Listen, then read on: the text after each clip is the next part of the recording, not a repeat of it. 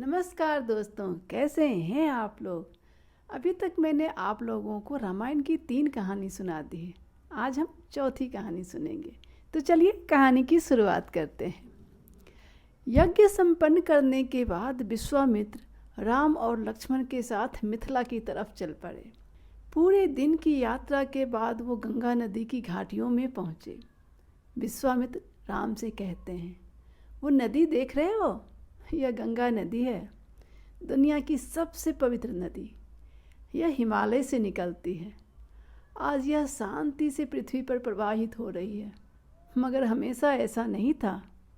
और विश्वामित्र राम और लक्ष्मण को गंगा की कहानी सुनाने लगते हैं। पृथ्वी के हर एक टुकड़े का अपना एक दैवीय संबंध है। यह संबंध ब्रह्मांड के निर्माण के साथ जुड़ा हुआ है।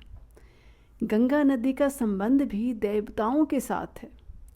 ये हिमालय से निकलती है और अपने साथ वहाँ की अद्भुत जड़ी बूटियों को साथ लेकर आती है।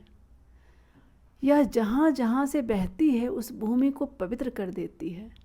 मृत्यु शैया पर सोया हुआ व्यक्ति इसका एक बूंद पीकर मुक्त हो जाता है।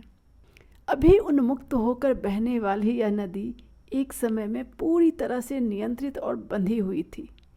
इसकी मुक्ति का संबंध तुम्हारे पूर्वजों के साथ है।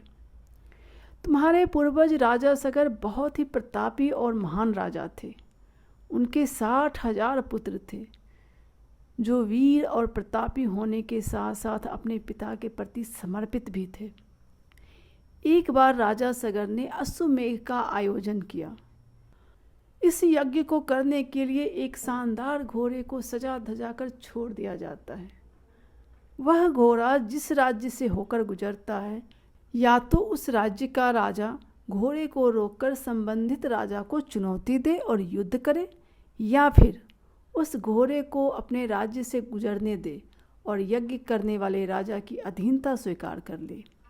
यह घोड़ा सभी राज्यों से होकर गुजरता है और अंत में अपने गृह राज्य को वापस आता है। अगर राजा सगर इस यज्ञ को पूरी सफलता से संपन्न कर लेते तो न सिर्फ उनका साम्राज्य काफ़ी विस्तृत हो जाता, बल्कि वो इंद्र की सत्ता के लिए भी चुनौती हो सकते थे। और यही वजह थी कि इंद्र डर गए और उन्होंने इसे विफल करने की योजना बनाई। जैसे ही राजा सगर ने घोड़े को छोड़ा, इंद्र ने उसे पकड़ लिया और कपिल मुनि के आश्रम में उसे छिपा दिया। कपिल मुनि जमीन से काफ़ी नीचे एक आश्रम बनाकर तपस्या कर रहे थे। इन बातों से बेखबर वो अपनी तपस्या में लीन थे। घोड़े के गायब होने की खबर लगते ही सगर के सारे पुत्र उसे खोजने निकल पड़े। घोड़े को खोजते खोजते वो सारे कपिल मुनि के आश्रम में पहुँचे और उन्होंने देखा कि वहाँ पे घोड़ा बंधा हुआ था। उन्हें लगा कि ऋषि ने उनका घोड़ा चुराया है और वो उनके साथ अभद्र व्यवहार करने लगे, जिससे मुनि की तपस्या भंग हो गई और उन्होंने अपने नेत्र की ज्वाला से सभी को भस्म कर दिया। इस दौरान सगर के एक पोते बच जाते हैं और वो कपिल मुनि से क्षमा मांगकर वहाँ से निकल जाते हैं और अपने पितामह को यज्ञ संपन्न करने में मदद करते हैं। उसके बाद सगर मुनि अपने पोते को राजा बनाकर दुनिया को त्याग देते हैं। सगर के इस पोते के पुत्र का नाम भगीरथ था। इन्होंने ही गंगा को धरती पर लाया। दरअसल भगीरथ जब बड़े हुए तो उन्हें अपने पूर्वजों की इस स्थिति का ज्ञान हुआ और उन्होंने निश्चय किया कि वो गंगा को धरती पर लेकर आएंगे ताकि उनके पूर्वजों को मुक्ति मिल सके। उन्होंने 10,000 वर्षों तक भगवान ब्रह्मा की तपस्या की। तब जाकर कहीं ब्रह्मा खुश हुए और उनके सामने प्रकट हुए। मगर ब्रह्मा जी ने भगीरथ से कहा कि उन्हें भगवान शिव की तपस्या करनी चाहिए। वही गंगा को स्वर्ग से धरती तक लाने में उनकी मदद कर सकते हैं। उसके बाद भगीरथ ने 10,000 वर्षों तक भगवान शिव की तपस्या की। फिर भगवान शिव भी प्रकट हुए और उन्होंने भगीरथ से कहा कि वो उनकी मदद करेंगे अगर वो गंगा को धरती पर आने के लिए मना लें।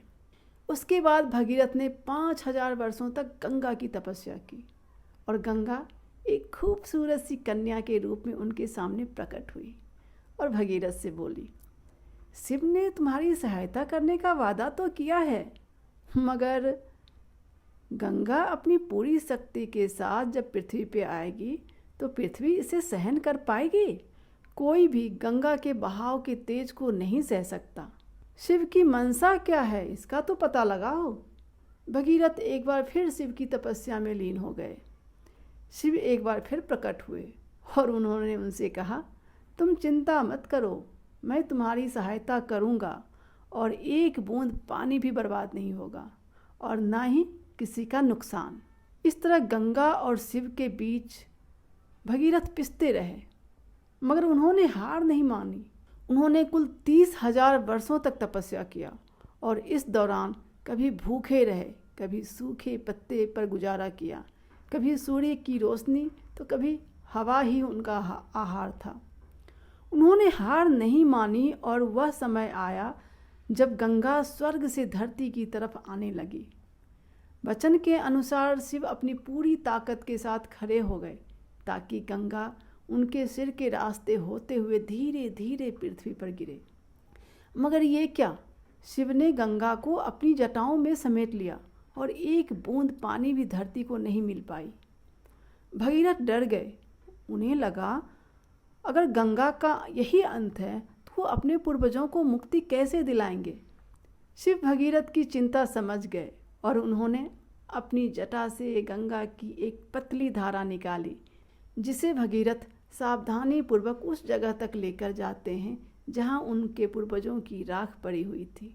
और इस प्रकार भगीरथ की कठिन तपस्या से गंगा धरती पर आई और इससे न सिर्फ उनके पूर्वजों को मुक्ति मिली, बल्कि इसने पूरी मानव सभ्यता को एक नया जीवन दान दिया।